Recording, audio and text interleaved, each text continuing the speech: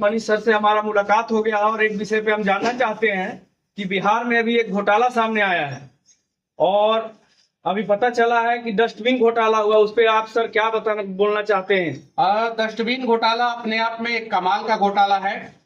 Dustbin का नाम इन लोगों ने माइक्रोवेव रख दिया है और नॉर्मल डस्टबिन जो 1550 1600 रुपया 1500 रुपया में मिलता है मार्केट में और थोक प्राइस में, अगर सिंगल खरीदना चाहते हैं तो 1600 1700 1800 रुपया में अमेजोन पे भी मिल जाता है। जो डस्टबिन अमेजोन पे अवेलेबल है, जो जिस कलर का, वही सेम डस्टबिन इन लोगों ने खरीदा है 15,490 रुपया में और कलर भी सेम है, बस कंपनी का नाम अलग कर दिया गया है और लिख दिया गया नॉट फॉर सेल।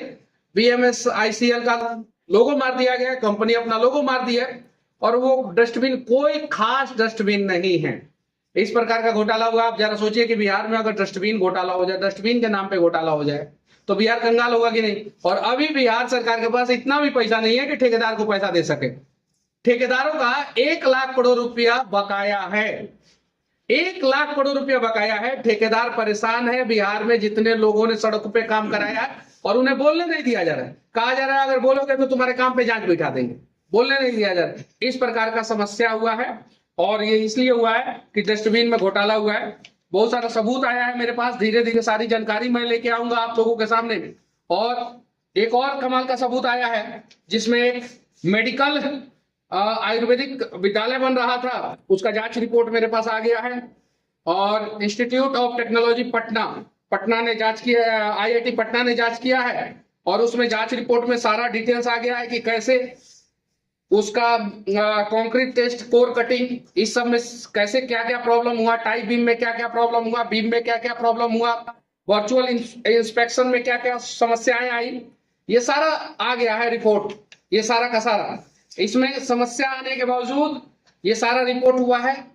कंक्रीट का और slump test, strength test, core cutting, tensile strength, compressive strength, सारा, और कंक्लूजन निकला है कि इसमें गड़बड़ी पाई गई। उसके बावजूद ठेकेदार को पेमेंट कर दिया गया।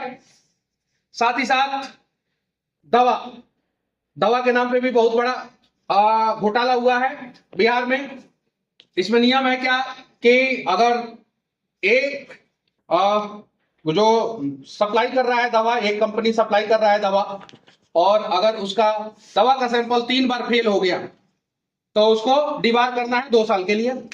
2 साल के लिए डिबार नहीं करके एक कंपनियों का 28 30 32 सैंपल फेल हुआ है, उसके बावजूद उन लोगों को डिबार नहीं किया गया और उनको पेमेंट किया गया है ट्रांसपोर्टेशन के नाम पे और बहुत सारी चीजें गड़बड़ी की गई है।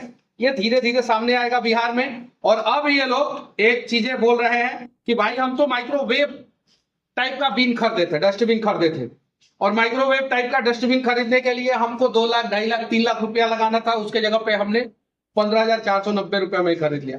तो भाई जो आपने डस्टबिन खरीदा है वो जांच रिपोर्ट को दे दीजिए, बता दीजिए कि वो डस्टबिन खरीदा है उसमें क्या क्या चीजें था। डस्टबिन में जो पोलोथीन लगाते हैं, जो करियका पोलोथीन, बिन बैग बोलते हैं जिसको, बिन प्लास्टिक बैग बोलते हैं जिसको, आप घर में भी कचड़ा उचड़ा फेंकते होंगे, हॉलीवुड फिल्मों में देखते होंगे कि हीरोइन घर से निकलती है, हीरोइन की माँ या हीरोइन के घर पे काम करने वाले, हीरो के घर पे काम करने वाले, तो कचरा जब फेंकते हैं, डस्टबिन बहुत कम ही फिल्म में दिखाता है लेकिन दिखाता है, तो वो काला कलर का पोलोथीन होता है, बड़ा साइज का पोलोथीन होता है। हम लोग भी अपने घरों में यूज करते हैं और नगर निगम, नगर पालिका भी यूज करता है। वो बीन बैग प्लास्टिक का काला कलर का, वो भी 10 गुना ज्यादा रेट पे खरीदा गया।